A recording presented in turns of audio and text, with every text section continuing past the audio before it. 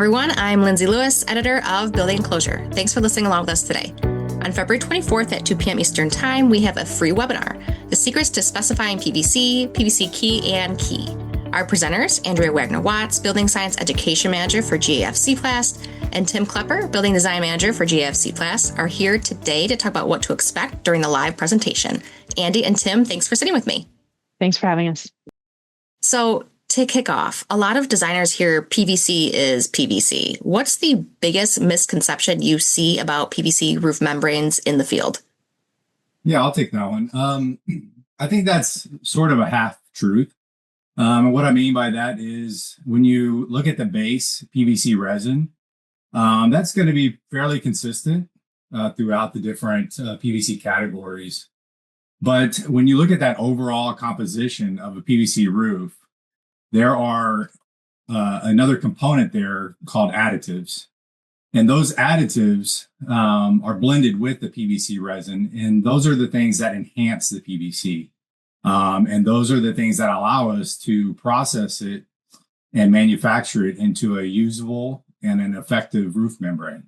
And we're going to cover a lot of those additives in detail during our presentation. Now, we have heard the term KEE thrown around a lot lately. So from a chemistry and performance standpoint, what actually changes when a membrane contains KEE versus traditional plasticizers?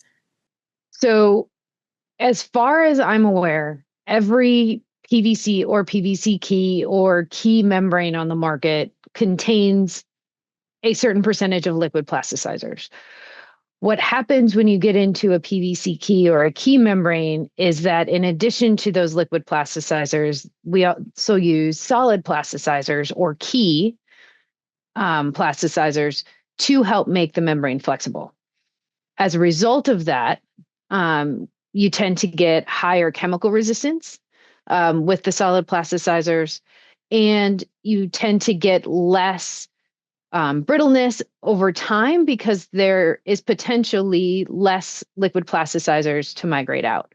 Those solid plasticizers are more embedded in the matrix of the material and get stuck in a way that the liquid is not able.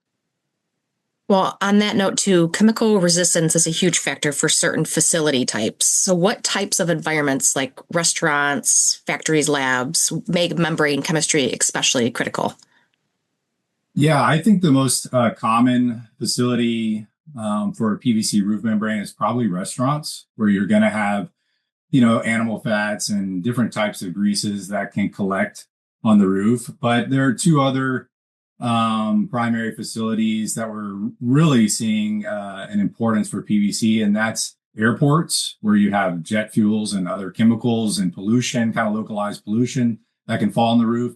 And then data centers having rooftop condensing units where those oils can be rather corrosive, and when they collect on the roof membrane, can cause deterioration if you're not, if it doesn't have the chemical resistance of a PVC or a PVC KEE. Now, I think I read in your webinar description that you're going to compare accelerated aging tests. Is that correct? Yeah. So for someone who isn't a lab technician, how are they going to interpret those results when predicting, say, like a 20 or a 30-year performance? It's a really good question and a very common one. ASTM test methods in general are designed less to predict overall performance and more to compare materials. So you can say, okay, this membrane under these conditions takes longer to crack than another membrane under the same conditions. So comparatively, one would be expected to perform longer than the other. It is important to proceed with caution when we try to take so many kilojoules of energy and equate them to so many years in a specific environment, because every environment is different. The amount of energy a roof is going to see in Arizona is very different from what you would see in Iowa, very different from what you would see in Seattle. So if you're going to try to do those measurements, it has to be those calculations, it has to be very specific. So I'm always hesitant to say, yeah, this is equivalent to 10 years in an Arizona sun, because that may not matter or not be able to calculate for where the project is actually going to go. It's more of a baseline comparison to say, I should be able to expect more from these materials versus something else. Now, impact resistance is another test metric that specifiers see. So what does impact performance tell us about real world durability, especially in climates with hail or heavy foot traffic? Yeah, impact resistance is extremely important for the roof membrane, and you have to really take into consideration the whole roof system. A lot of that impact resistance starts with the substrate, and a lot of times that's a high density, high compressive strength cover board, and that's providing the support to the roof membrane and protecting it from those dents and those impressionable impacts. So as far as it's concerning with PVC, what has happened in the past with older PVC formulas is that those liquid plasticizers leach out, migrate out, and it leaves that PVC membrane brittle. And in those instances, when you step on them just under regular foot traffic or hail impacts, those types of membranes that have deteriorated, they will shatter, they will crack.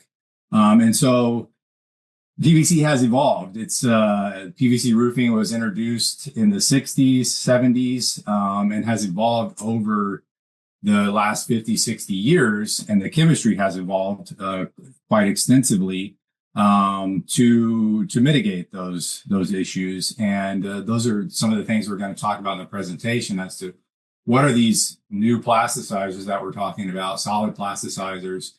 What are the high molecular weight liquid plasticizers that are being added to the PVC formulas to make them more resistant to impact damage? So if an architect copies an old PVC spec without adjusting for membrane type, what performance risks might they make unknowingly or introduce? Copying any old spec is a bad habit. As a registered architect myself, we've all been in that situation where there's a deadline and we have a lot of systems to manage and specify. So we can kind of go to the old catalog and pull one in. But it's a really bad habit because it does introduce performance characteristics that have, like I talked about before, that have evolved. Products that have evolved.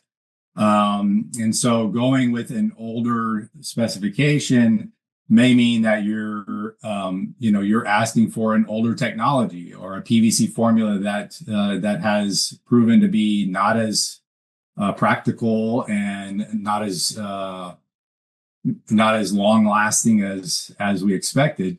There's also things in the reinforcement of that membrane that have changed and evolved over time. So try your best to reach out to a manufacturer's rep, go to their website, get the most up-to-date specification because all the standards obviously and all the requirements change over the years. Now, lastly, I do want to ask, what else can attendees expect to see or hear during the presentation? Yeah, so in addition to everything we've talked about today, we've talked a lot about plasticizers and PVC versus PVC KEE. We're really going to take some time to dive into the different types of PVC under the 4434 category to help you understand what the difference between a type 2 membrane, a type 3 membrane, a type 4 membrane is, and how to really get a specification that includes membranes that are similar to each other. And we have a really great example of a specification where none of the membranes are similar to each other. And in actuality, none of the membranes actually meet the written part of the spec. And so we're going to kind of talk through how we can avoid some of these mistakes and those copy and paste errors that may have worked for one project for a very specific reason that aren't required for the next one that you're working on. Well, thank you both again for your time today. Thank you so much, Lindsay. To register for this free webinar, head to continueducation.bmpmedia.com. Until next time, visit us on Building Enclosure Online for your technical and educational resources.